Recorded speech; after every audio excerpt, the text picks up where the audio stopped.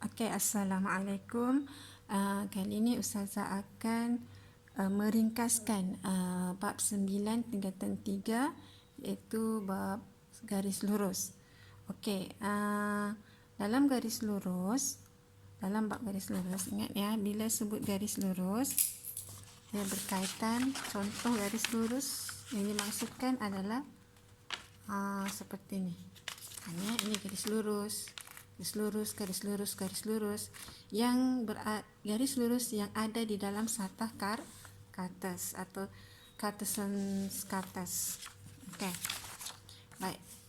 Di sini Ustazah ringkaskan, dalam bab ini kita sangat penting untuk mengetahui cara untuk mendapatkan kecerunan dan juga pintasan Y, ya, bagi suatu garis lurus.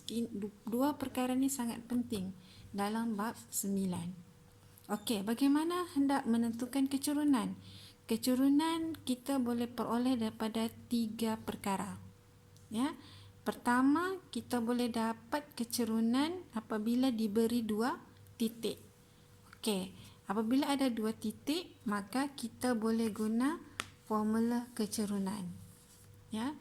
Titik pertama tolak titik kedua, contohnya jadi Y2 tolak Y1, X2 tolak X1. Contohnya seperti ini. Katakan ada 2 titik diberi. A32, koordinatnya 32. Bila sebut titik bermaksud dia ada koordinat. B negatif 1, 1. Jadi bila diberi saja 2 titik, maka kita boleh dapatkan kecerunan daripada 2 titik itu. Okey, oleh kerana jadi M, katakan A tolak B, jadi Y dia dulu, Y dahulu, 2 tolak 1 bahagi dengan 3 tolak negatif 1. 3 tolak negatif 1 dalam kurungan. Okey, maka 2 tolak 1, 1. Negatif jumpa negatif akan jadi tambah, maka 3 tambah 1, 4. Maka kecerunan bagi garis lurus yang melalui 2 titik ini adalah 1/4. Ya, jadi kecerunannya 1/4 bagi garis lurus yang lalu 2 titik ini. Okey, selain daripada 2 titik, kecerunan juga boleh diperoleh daripada 2 pintasan dengan menggunakan formula M sama dengan negatif pintasan Y bahagi pintasan X. Okey, sebagai contoh soalan, pintasan X sama dengan 3, pintasan Y sama dengan 6. Jadi, berapakah kecerunan bagi garis lurus yang melalui kedua-dua pintasan ini? Okey, jadi M sama dengan negatif, mesti ada negatif, pintasan Y 6 bahagi dengan pintasan X. Pintasan X 3. Okey, ingat pecahan mesti dikecilkan, maka M sama dengan negatif 2. Okey, M sama dengan negatif 2. Okey, yang seterusnya, yang ketiga. Kecerunan juga boleh diperolehi daripada garis yang selari, di mana kecerunan bagi 2 garis yang selari ya adalah sama. Di mana formula dia punya ni M1 sama dengan M2. Kalau dalam bentuk garisan AB selari dengan CD, maka kecerunan garis AB ni sama dengan kecerunan garis CD ini. Okey, contoh soalan, diberi garis AB selari dengan garis CD. AB selari dengan CD. Kecerunan garis AB sama dengan 3. Nyatakan kecerunan CD. Okey, jadi oleh kerana AB selari dengan CD, okey, maka kecerunan AB sama dengan CD sama dengan 3. Okay, jadi M bagi CD sama dengan 3.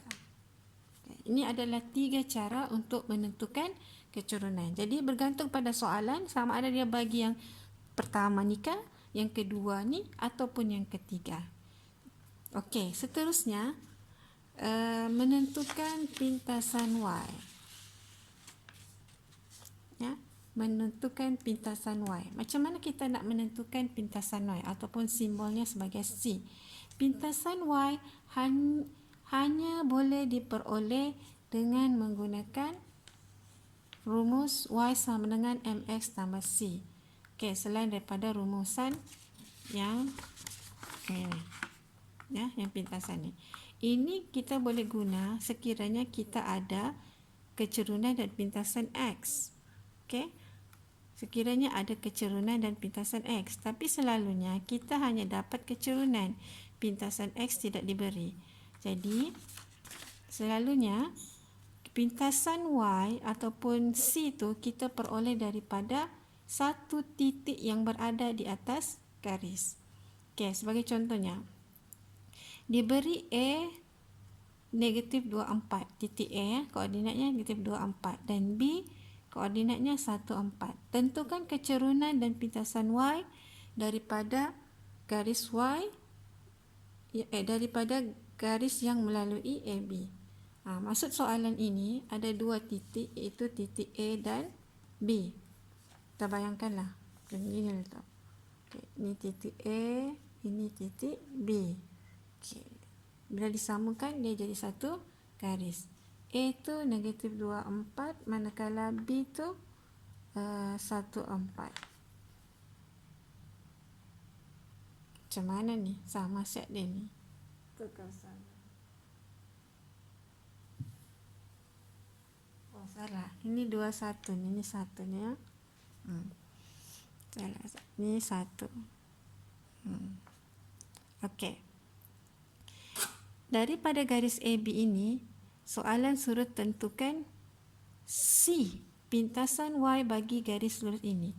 Maksudnya garis lurus ini memintas di Y sama dengan berapa? Okey, jadi untuk menjawab soalan ni, kita kena cari keturunan dulu. Keturunan kita peroleh daripada soalan ni, keturunan kita boleh peroleh daripada dua titik. Jadi kita cari keturunannya dulu. Di mana M sama dengan, katakan kita ini pertama, inilah pertama ini. So dia positif. Ini pun boleh juga yang pertama ya. Okey, tapi saya suka ambil yang positif semua. Okey, ini yang pertama tolak ini yang kedua. Jadi ambil Y-nya dulu. Y-nya, Y2-nya 4, tolak Y1-nya 1. Bahagi dengan X2-nya 1, tolak dengan X1, X2-nya 1, X1-nya negatif 2. Tolak negatif 2. Jangan silap sini ya. Okey, maka M sama dengan 4 tolak 1, 3. 1 tambah 2, 3. Maka M sama dengan 1. Maka M-nya sama dengan 1 bagi garis yang melalui AB. Okey, seterusnya pintasan Y pula. Okey, ingat ya, pintasan Y boleh diperoleh dengan salah satu titik yang berada di atas garisan itu. Okey, mana kita nak jawab ni? Okey, katakan di sini. Ustaz ambil ya. Okey, caranya menggunakan rumus Y sama MX tambah C. Dalam rumus ini, M adalah keturunan. Jadi kita boleh ambil keturunannya ini. X dengan Y adalah mewakili titik koordinat yang salah satu titik koordinat yang terdapat di atas garis. Okey, daripada soalan ada dua titik diberi. Maka kita boleh ambil salah satu titik. Okey, jadi kita ambil formula Y sama MX tambah C. Katakan kita ambil B ya, titik B positif. Di mana Y-nya ni 4, X-nya ini 1 dan M-nya ini ialah 1. Ya, jadi kita ganti masuk 4 sama dengan 1, X-nya 1 tambah C. Kita mau cari C, jadi ini pindah sebelah jadi tolak. Jadi 4 tolak 1, 3. Maka C sama dengan 3. Okey, kita dapat C. Baik.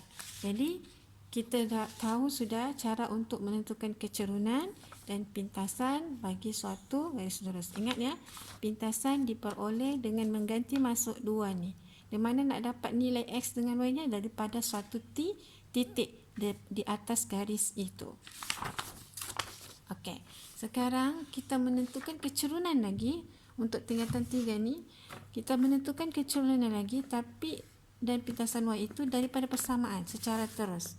Ya, so dari persamaan tu kita boleh terus dapatkan kecerunan dan pintasan. Okey, kita ada 3 bentuk persamaan.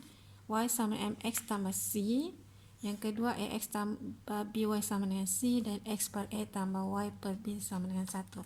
Okey, di antara ketiga-tiga persamaan ini, Y sama MX tambah C adalah sangat yang paling kita gunakan, yang sentiasa digunakan. Okey, tapi ini pun boleh mewakili ni, ya. Okey, cuma dalam ketiga-tiga persamaan ini kita panggil sebagai persamaan kecerunan, di mana daripada persamaan kecerunan ini kita boleh kenal pasti M dan C-nya. Manakala kedua ni dia tak berapa begitu dapat mengenal pasti nilai M dan C. Ya, walaupun ini mewakili C tapi tak begitu tepat. Okey, manakala ini pula kita panggil sebagai persamaan pintasan. Sebab dalam persamaan ini A ini mewakili pintasan X, manakala B mewakili pintasan Y. Ingat ya, apa itu pintasan? Maksudnya garis itu memintas pada paksi Y berapa, dia memintas pada paksi X berapa. Jadi persamaan ini yang dalam bentuk pecahan ni kemudian sama dengan 1 adalah dipanggil sebagai persamaan pintasan, sebab kita boleh dapatkan terus nilai pintasan X dan nilai pintasan Y. Cuma masalahnya dalam bentuk pintasan ini kita tidak dapat tentukan nilai M. Ya. Jadi apabila diminta M daripada sini, dia bagi persamaan ini suruh tentukan M, maka kita terpaksa tukar bentuk ini kepada bentuk persamaan yang ini. Ya, persamaan kecerunan. Sama juga yang ini. Apabila diberi persamaan ini, soalan minta cari nilai M dan C, kita terpaksa tukar bentuk ini kepada bentuk yang ini.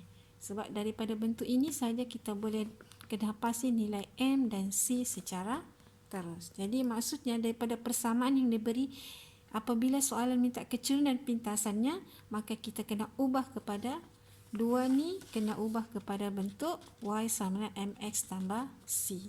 Okey, mari kita lihat contoh ni. Oleh kerana kita nak menentukan kecerunan pintasan Y daripada persamaan ini, okey, kita tengok ini, berapakah M dan C dia. Okey, so daripada ni kita boleh dapat terus M dia ialah 3. M-nya adalah yang dekat dengan X, 3, manakala C-nya ialah 5. Dalam persamaan ya, Y sama MX tambah C, M dan C mesti dalam bentuk nilai. Ya, apabila disuruh cari apakah persamaan garis lurus tersebut, dalam kepala kita bentuk mesti begini, di mana M mesti ada nilainya, C pun mesti ada nilainya. Okey, jadi ini terus dapat.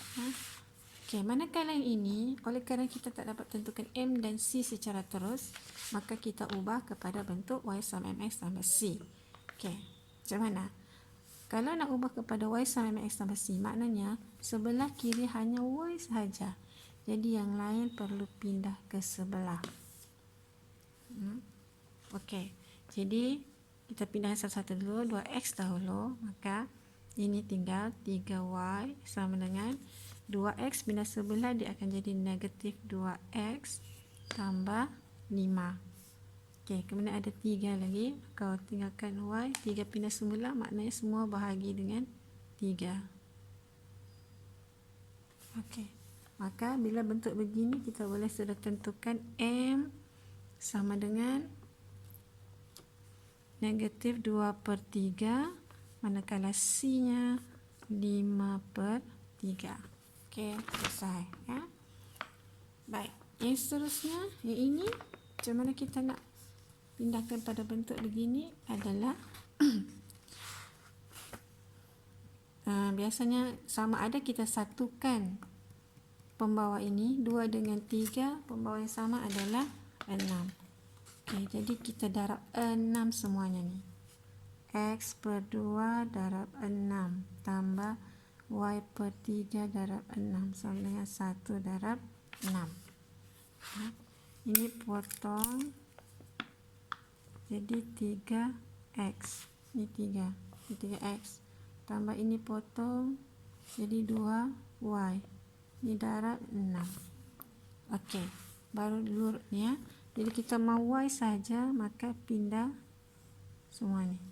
Pindah 3X dahulu, maka Y sama dengan negatif 3X. 3X pindah, tambah 6. 2Y, maka Y sama dengan negatif 3/2X tambah 6 bagi 2, 3. Oleh itu, M sama dengan negatif 3/2 dan C sama dengan 3. Okey, selesai.